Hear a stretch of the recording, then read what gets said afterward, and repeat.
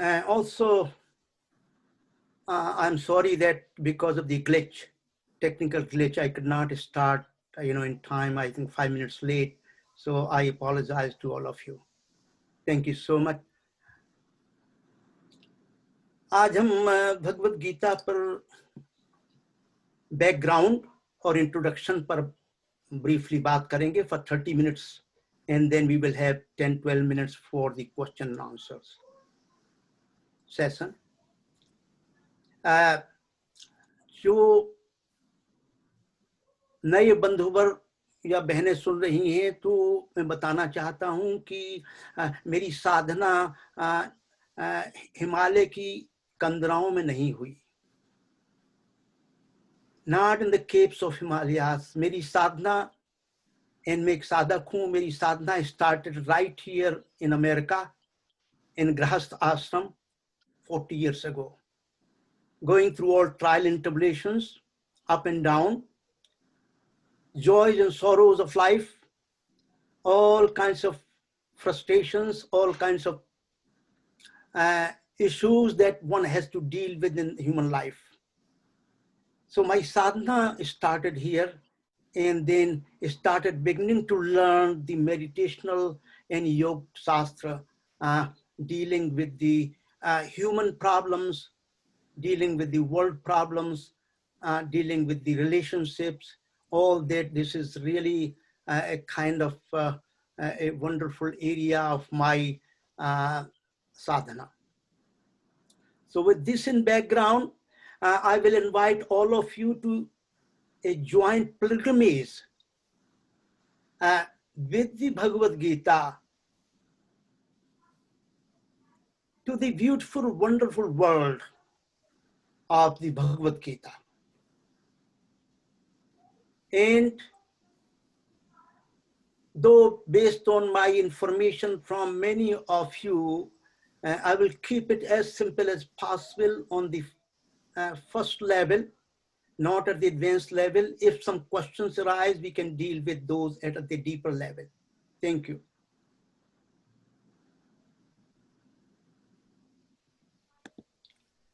Let's talk about the background first. Without knowing the complete background, we will not be able to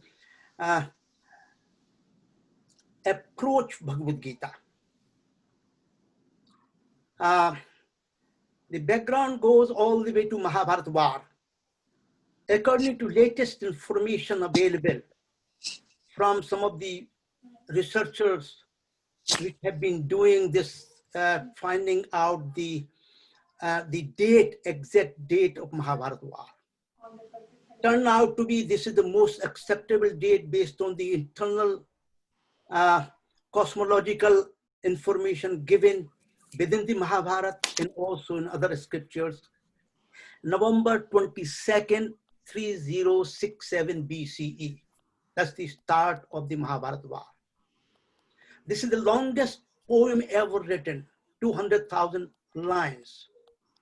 There is no such epic narration anywhere on this planet. Very unique, very wonderful, and written down about 5,000 years ago.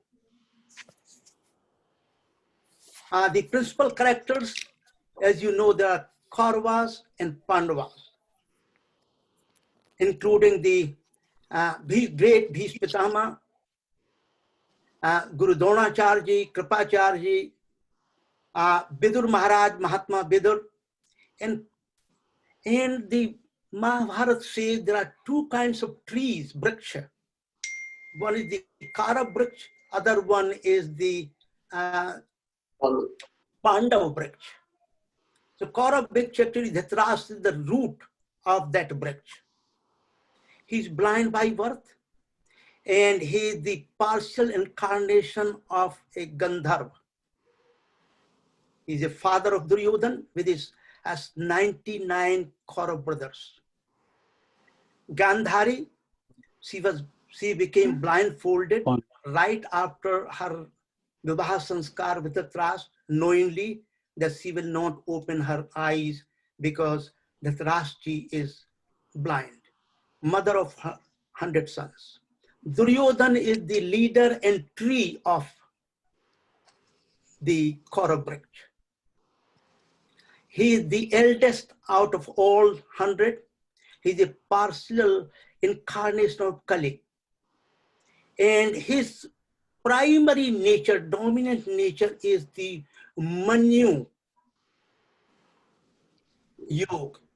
Manu is the term which is a very unique term in Sanskrit language. It includes Kam, Krodh, Lobh. To such an extent that for no good reason he is willing to destroy others. That's the concept of Manu. Manu Bhav. Then we have a Shakuni, which is a branch with a crafty and wicked brother of Gandhari. Then we have Dushasan, flower and fruit, which is the blind follower of Duryodhan. And then we have a Karna, which is a partial incarnation of sun god. Surdev के जो है Kanchi partial incarnation है, son of Kunti Devi, envious and hateful of Arjun and Pandavas. And he has a blind friendship with the Duryodhan. Look at the Pandu Vriksh. Yudhishthir Dharmaraj, he is the eldest. And he is the partial incarnation of Dharma, born of Kunti Devi. He is the Vriksh. Arjun is the main trunk, partial incarnation of God Indra. Bhim is the partial incarnation of God Vayu. Nakul and Sahadev, they are the flowers and fruits of twin brothers. And these are the partial incarnation of twin gods, Ashwini Kumar. And then who is the root? Bhagwan Sri Krishna, who Mahabharat ke Mahanayak hai, supreme personality of Godhead, Bhagwan.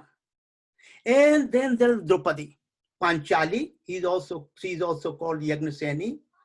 यज्ञ से जिनका प्रादुर्भाव हुआ, यज्ञ देव जिनके पिता हैं, and she has the supreme qualities of womanhood.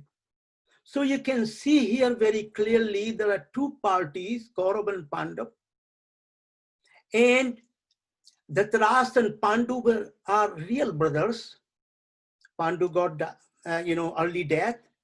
So now here is the issue that these Maharathi, Atirathi, these primary characters, most powerful on this planet at the time, they were part and parcel incarnation of many divine personality or many asuric personality. So it is not a simple, a kind of a narration of the heroes. This is the most unique and wonderful ancient tradition of Vedic pantheon of Sur and Asur, and they have incarnated a human form. तो ये महाभारत बाहर है, ये बाहर भी चला है, और ये हमारे व्यक्तिगत रूप से अंदर भी चल रहा है. इनकी जो वृत्तियां हैं हर एक की अपनी अपनी, उन वृत्तियां हमारे अंदर भी मौजूद हैं. तो ये महाभारत बाहर भी है और ये अंदर भी है. ये व्यक्तिगत रूप के अंदर है, ये समाज के अंदर है, ये राष्ट्र के अंदर है, ये अंतरराष्ट्रीय स्थिति में है, ये कॉस्मिक लेवल पे है. तो ये वार हर लेयर पर, हर डायरेक्शन में चल रहा है और हमेशा चलता रहेगा. तो इसलिए इस वार का बहुत महत्व है और यहीं से जो है कहना चाहिए वार की जो है कहना चाहिए स्थिति बनती है, युद्ध की स्थिति बनती है. अब देखिए, before we go to the Bhagavad Gita, atrocities and crime against Pandavas and Raj or Manav Dharma by the Duryodhan and his cohorts. This is a short list of the kind of things they were doing, the Kauravas against the Pandavas from their very birth, for no good reasons at all. Reason क्या था? मन्यु, काम, क्रोध, लोभ और घृणा, ईर्ष्या, द्वेष, जिसकी प्रतिमूर्ति दुर्योधन थे। दुर्योधन ने भीम को पॉइजन करने की कोशिश की, अनसक्सेसफुली। उनको लाक्षागृह में सभी पांडवों को धोखे से जलाने की कोशिश की बचने के लिए। Then there were deceitful game of dice with Pandavas, and then utmost insult, humiliation to Draupadi in the Kaurav Court. Then second game was deceitful game was played, Jua, or they were banished. The Pandavas banished for 13 years. Then during exile of the Pandavas, Durvasa ऋषि को भेजा गया। किसने भेजा? कौरवों ने, दुर्योधन ने, कि पांडवों के यहाँ भोजन करिए जाके, इस दृष्टिकोण से कि उनके यहाँ तो भोजन होगा नहीं, वो तो जो है कंचे वनवास में हैं। तो ये दुर्वासा ऋषि अपने शिष्यों के जा रहे हैं, उनको श्राप मिले, इसलिए उनको भेजा।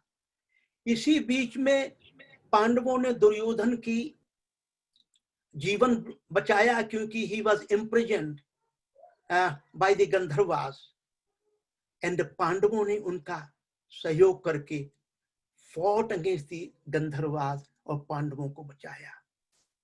इसके बाद जो है जब ये वापस आए, इन्होंने अपना राज्य मांगने की कोशिश की, तो दुर्योधन ने मना कर दिया। सभी ने समझाया दुर्योधन को, बहुत अद्भुत बात है, सभी ने समझाया है। All counselic persuasion, धृतराष्ट्र ने समझाया, भीष्म पितामह ने समझाया, कृपाचार्य ने समझाया, गुरुओं ने समझाया, आपके सभी लोगों ने समझाया, जो भी एल्डरली लोग थे, लेकिन दुर्योधन नहीं माने। दुर्योधन सिर्फ 4 लोगों की बात मानते थे, शकुनी, कर्ण और दुशासन, और किसी की बात नहीं मानती थी। यहां तक हुआ, अंतिम में यह भी हुआ कि उन्होंने, जब श्री कृष्ण जो है सलाह के लिए पहुंचे, शांति के लिए पहुंचे, तो उन्होंने जो है श्री कृष्ण को कैप्चर करके इम्प्रिजन करने की कोशिश की। वहीं पर भगवान ने विराट स्वरूप दिखाया है। जब ये स्थिति हो गई, this is the limit, the boundary which has reached it's limit अधर्म के क्षेत्र में। तो उसके बाद दुर्योधन ने कहा कि मैं पांडवों को बिना युद्ध किए सुई की नोक के बराबर भी जगह नहीं दूंगा। पृथ्वी, अपने राज्य में पृथ्वी उनको नहीं मिल सकती सुई के नोक के बराबर भी। He became more insulting, more furious, raised with anger, hatred, and destructive forces against the Pandavas. The very existence of the Pandavas was threatened by the Duryodhan, and the war became imminent.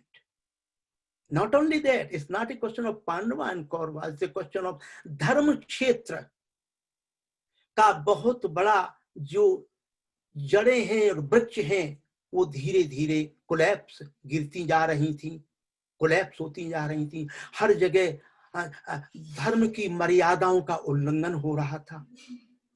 ये सारी परिस्थिति बनी।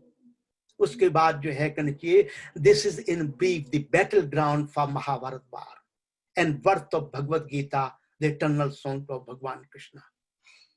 That's the background. Without background, we cannot understand hinsa or ahinsa or other questions raised. This is the battlefield. धर्म क्षेत्र, कुरुक्षेत्र। हम आप अब imagine करें कि we are in the battlefield, इधर कौरवों की तरफ से और पांडवों की तरफ से, जहां पर हजारों हाथी, हजारों रथ, हजारों घोड़े, लाखों जो है कंची सिपाही, ट्रूप्स एक दूसरे के लिए फाइट करने को तैयार हैं। In the midst of this battlefield, imagine yourself, you are in the battlefield, and suddenly the Arjun is not willing to fight. That's the beginning of Dharam Kshetre, Kurukshetre. That's the beginning of Bhagavad Gita. And let us look at the Mahabharat में 20 पर्व में chapter 23 to 40 the Bhagavad Gita. There are so many translation, interpretation, commentaries. I have listed down some of those here. 1,500 Indian languages, about 300 English languages, about 200 in other languages. Khan has already 70 to 80 languages. China, Japan, many other countries in earlier times had access to Bhagavad Gita. Abdul Fazl was the first one who translated Bhagavad Gita into Persian language. Dara Shikoh, the eldest son of the Mughal Emperor Shah Jahan, he translated in the Urdu language. Charles Wilkins was the first library in East India Company, and it was his first English translation. Then in America, you might have heard of Ralph Waldo Emerson or Thoreau. They were the father of the transcendental movement in America. Very highly philosophical, literary movement at the Baldwin Pond. And these are the two representative elements of what we call the impact of Bhagavad Gita in the Western world. Walter Thoreau writes that the cosmological philosophy of Bhagavad Gita, even Shakespeare seems sometimes youthfully green and practical merely and insignificant. And this is a statement by J. Robert Oppenheimer.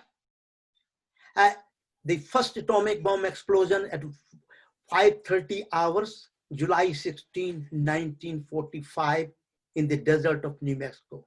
You're welcome. I am become death, the settler of the world. This is the Robert Oppenheimer, the first atomic bomb explosion. He has been reading Bhagavad Gita and he's questioning at the time when the explosion took place. Oh my goodness, what it is what we have done. Is this our duty to do it? And he said, I am death. He quoted from Bhagavad Gita, I am the death, settler of the world. This is the impact in the West.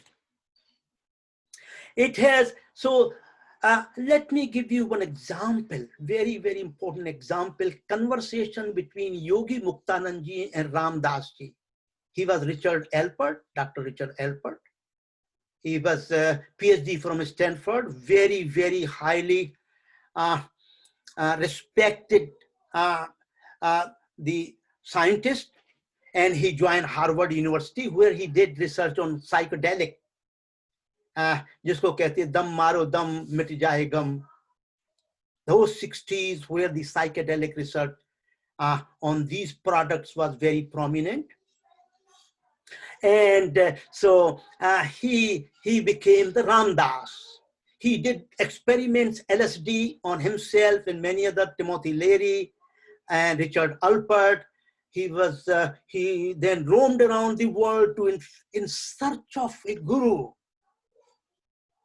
who can instruct him and train him in the deepest wisdom of the existence of life. He could not find, he found finally, suddenly, out of nowhere, Neem Karoli Baba. वो नीम करौली बाबा के शिष्य हुए और उनका नाम पड़ा Ramdas. He died just 2 years ago actually. उन्होंने मुक्तानंद जी से पूछा, एक बार योगी मुक्तानंद जी का नाम आपने सुना होगा, यहाँ अमेरिका में भी कई सेंटर्स हैं. उन्होंने पूछा कि मैं I want to prescribe a book for my class, Bhagavad Gita book. Muktanand ji scolded him. He said, don't ever say Bhagavad Gita is a book.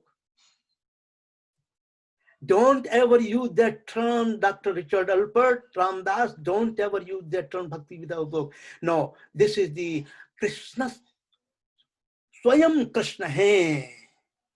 Bhagavad Gita का स्वरूप स्वयं कृष्ण है, जो शब्द ब्रह्म के रूप में भगवत गीता में प्रकट हुए हैं. तो हम आपसे यही प्रार्थना अभी सबसे करेंगे, इसको अगर कहना है और इसके बारे में जानना है, सोचना है, तो आप यही करिए कि ये इसको ब्रह्म विद्या शास्त्र कह सकते हैं, योग धर्म शास्त्र कह सकते हैं.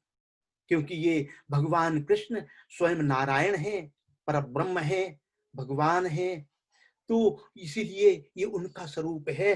अब आप प्रश्न कर सकते हैं ये क्या हो सकता है कि ये गीता जिसको हम पुस्तक कहते हैं, जो हमें नहीं कहनी चाहिए, ये कृष्ण का स्वरूप कैसे हो सकती है?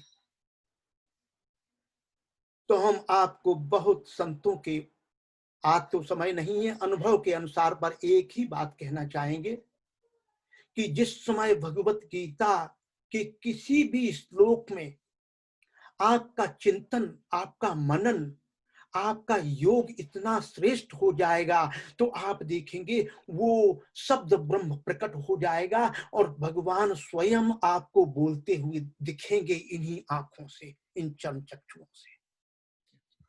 ये मैं वक्ता धर्म के रूप में बता रहा हूं, आपका श्रोता धर्म है। इसको मनगढ़ंत कहानी मत कहिए, ये मैं सत्य की बात कर रहा हूं।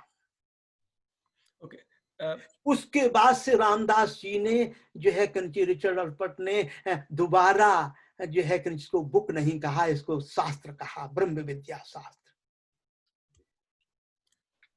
इसमें कितने श्लोक हैं? इसमें 745 श्लोक हैं उवाच के सहित।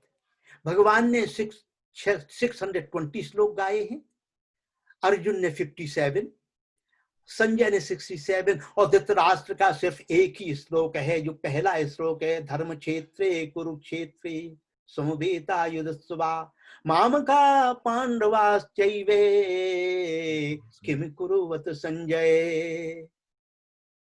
और देखिए बड़ी अद्भुत बात है इसमें, इसका स्ट्रक्चर अगर हम वर्णन में करने लगे तो शायद इस स्ट्रक्चर वर्णन करने मुझे पूरे एक हफ्ता 8 घंटे रोज बोलना पड़ेगा। इतना अद्भुत स्ट्रक्चर है इसका, linguistic structure, scientific structure, philosophical structure. Oh my goodness, so wonderful, so beautiful.